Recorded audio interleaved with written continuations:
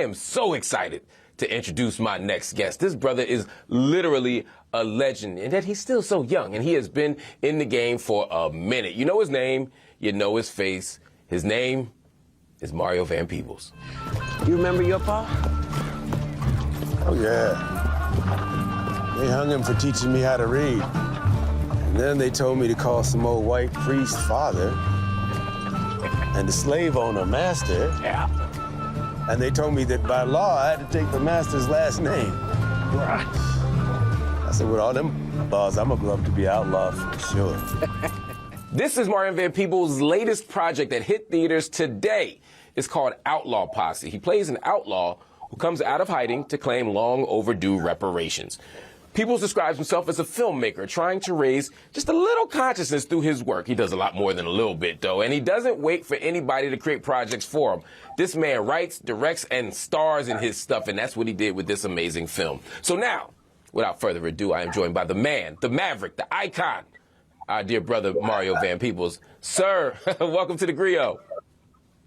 Brother, it is a pleasure to be on, man. I really look forward to, when they told me I was going to get to talk to you, I was like, this is something I got to do. You know, we can make a movie, right? Van Peebles makes movies, but without cats like you to give us a voice, people don't know. Because the thing about Outlaw Posse, it's almost like a big budget independent film. You know, if you take the studio's money, you know, the golden rule is who has the gold makes the rule. So if you take McDonald's money, you can't make Super Size Me.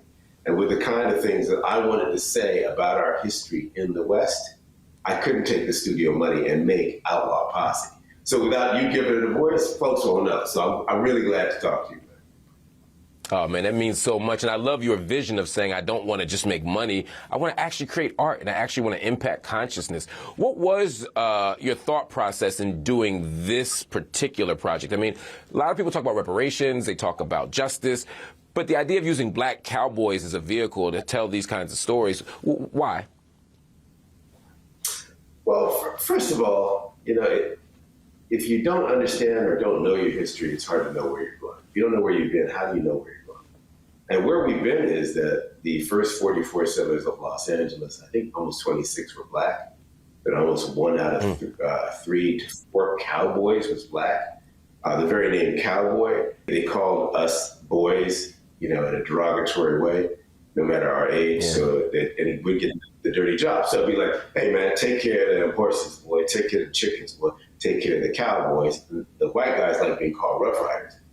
But once Hollywood started glorifying cowboys, they didn't bring us in to play us, even though there are characters that are historically black. Wow. In cowboy I didn't realize that. Played by us, including playing our Native American brothers and sisters.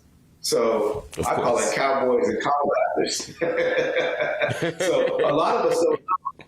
Let me tell you this. We know that heavyweights look like Ali and Tyson and Jack Johnson, but if Hollywood tells you they look like Rocky loud enough, you might start to believe it. We know that karate is a martial art invented by the Asian, but they don't let the Karate Kid be Asian. You feel me? So the dominant culture puts itself in the lead in a dominant way, and then you become exotic backdrop. Well, with Outlaw Posse, we didn't go for that. We put there's some badass women in the saddle. The truth is, before women could vote, there was women like Stagecoach Mary, who had her own stagecoach line running up through Montana. She had a big shotgun, a big cigar. She was a bad chicken. She was the first deal with the U.S. Postal Service, and Whoopi Goldberg said, I'm playing Stagecoach Mary. So she came in to Outlaw Posse. She's playing Stagecoach Mary. And at the end, you see how close we got to the real Stagecoach Mary. We didn't glamorize her. We didn't dumb it down. We didn't soften it down. Outlaw Posse is from love. We're from the Van Peebles family to you. And we got everyone from DC Young Fly to Emmett Walsh to Neil McDonough to Cedric the Entertainer to my boy Alan Payne from New Jack City to my own son, Mandela Van Peebles. The boy can act, and he's a cowboy. He's in there, and it's just a big cast, including Edward James Olmos. So what I wanted to show was the real power of the West was a very diverse place, and yet we didn't see that in Western. So I said, I'm going to do it in a Western, and it's been 30 years since I made Posse, my first Western. So I'm not new to this, I'm true to it. But what's interesting, now that I made Outlaw Posse, at the same time, you got Sister Beyonce on the country charts. You got Pharrell with his Western line. 40th anniversary. It seems like y'all planned that. Totally, man. I mean, really. In fact, where's your hat, son? Get your hat on, dude. Right, exactly, man. Yo, that's funny because, I mean, sometimes the universe is a way of working out that way where suddenly everybody's being reminded that so many of these cultures and so many of these traditions are grounded in our culture and our traditions. That you like you said about yourself, we're not new to this. This is us. Do you worry that it will divide people in any kind of way? You know how people, I mean, there are people out there that don't want to believe Santa Claus could be white. They don't want to believe mermaids could be, black. They don't want to believe mermaids could be black. Even fictional characters, like, no, they still white. I think this movie could bring people together. I'm wondering if there's any worry about it, though. I can try to reach the folks that get it. Here's the thing. In my own family, the truth is, most of us, but in my own family, we got black, white, red, brown. I got a gay aunt. I got a Trumper aunt. So I got to love with big arms. I got to love everybody. So when I made Outlaw Posse, I made it with love in this big old gumbo for all of us. You know, Dr. King says we all learn together as brothers and sisters, and we perish together as fools. And I think cinema can be a force for healing. Just because I say save the whales, don't mean I'm saying screw the dolphins. Right? Just because I love seeing our black brothers and sisters get some love because I'm a filmmaker and I can do that. And it's the truth. It's not revisionist history. Doesn't mean that I'm going to diss our white brothers and sisters, nor our Native American, nor our Latino, because the power is not to make rebuttal film, not to do unto them as they've done unto you cinematically, but to make the movie you want to make. And in Outlaw Posse, I did it with no one's notes, no one's studio, no one's money, and no one's billboard. So that's freedom right there, my brother. That is freedom. But Marc, before you go, I want to ask you something. I got to ask you something, brother, before you go. They count me down, but I want to ask you one more question. I got to ask you this now.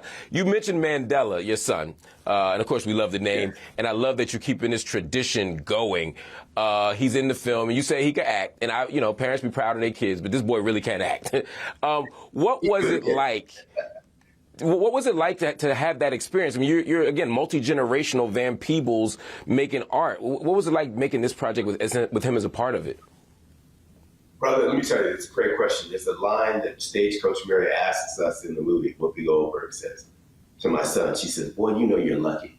You're part of the first generation of black boys that can legally have a black father. Up until 1863, the Emancipation Proclamation, you couldn't legally be a black father because the white slave owner made all of it. So we haven't had that long in this country to even get our father on. So to show that lineage for real, off screen and on screen, I did my first Western posse with my daddy. I didn't have kids. I did my second Western Outlaw Posse, boom, right here.